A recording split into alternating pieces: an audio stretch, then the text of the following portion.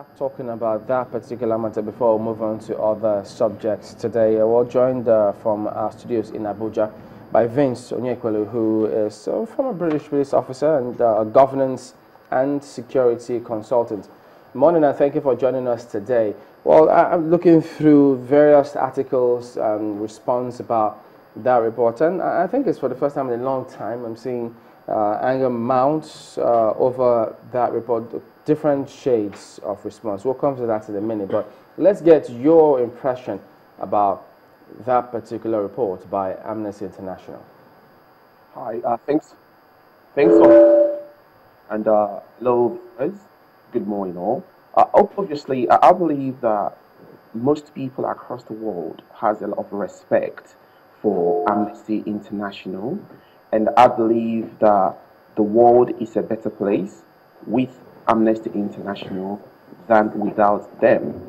Obviously, the Secretary General of Amnesty International, Mr. Salil, is obviously a reputable person in journalism.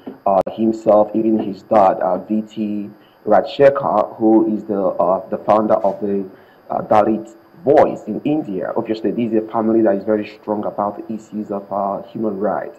So I think we have to respect Amnesty International. However, when it comes to the report about Nigeria in the recent few days, I think a lot of Nigerians are not very impressed with that report, because Amnesty International, with their authority across the world, with their fight against human rights, I believe if there's a need for us to do an inquiry about this situation, yes, let's go for it. However, most Nigerians don't believe that Amnesty has shown a lot of presence in Nigeria, in the sense they haven't reported much around the issues of local and national security. Example, the issue of the herdsmen and the communities and the farmers in Benue State and Kogi State and Kwara State, where a lot of Nigerians have been massacred almost every week or every other week. So I think Amnesty International has to actually do more. But when they come to target the Nigerian military, a lot of Nigerians are not highly impressed, because we need to ask them, what is your due process? What is your due diligence? And when I say due diligence, have you tried to send the initial letter to the Nigerian military and give them an XY amount of time for them to respond? Have you tried to send a letter to the Nigerian government first before you now publish this kind of allegation across the world media? So obviously, there is a lot of issues for Amnesty International to be very careful. On the other side, any issue around human rights should be investigated. Obviously, Nigerian government, the National Assembly, when it starts next week, could look into it to see if there is any smoking guns in that particular article. It was well written, very creative, very articulate, very rhythmical. However, we still haven't seen the smoking gun. There's a lot of make-believes involved, and that will be quite interesting. And finally, as much as I'm against human rights abuse of any Nigerian, we Nigerians have to respect the pain and commiserate with the pain the people of the Northeast has gone through in the past years around issue of our insurgency. We need to know that we are one country. But we need to understand there are victims of this crisis. The little child that's been slaughtered in his boarding school is a victim. What is Amnesty has done about them? The issue of our girls being kidnapped, what have they done about them? We need to see more reports about our men and women being killed across Nigeria by terrorists, by insurgents. We need to know what Amnesty has done about that. So I'm very supportive of the report given by General Chris Olukolade to actually say that we are not in support of this. But I think the Nigerian government with National Assembly should follow the democratic rights to look into these issues and see if it's worth our public inquiries. Do you think because I want to talk more on the presence of Amnesty International here in the country, if you look at comments coming from most Nigerians, even from people around that part of the country, they still think that, well, there's not been, diligence in the compilation of this particular one. How well can they be so sure in a place where some people also who live in such neighborhoods and communities are doubting the report of Amnesty? That's a fantastic question. I think that's what I was saying initially, that Amnesty International hasn't had enough presence in Nigeria.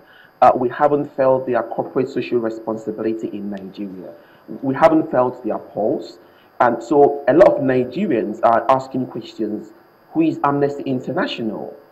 What have they done to remedy the situation in Nigerian crisis in different parts of Nigeria, from the north central, from the southeast, and across the northeast and other parts of Nigeria? So you're going to have a lot of doubts, because the report obviously did not have any smoking guns. It's a lot of creative writing.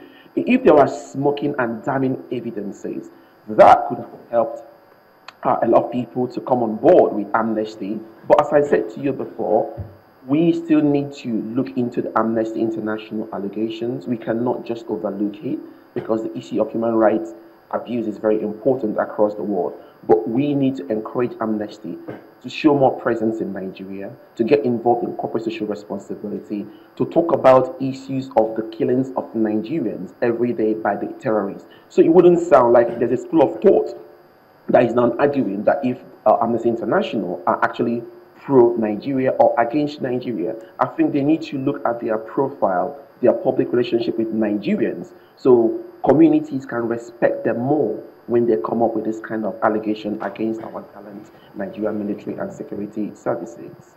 We say this because going through the report, there's a part here that says one of the survivors, 26-year-old Ahmed, not real name in this particular report, who was arrested in 2013, told them that he was, they addressed all of them, quote, "All of you are Boko Haram." That's what the soldiers said to them.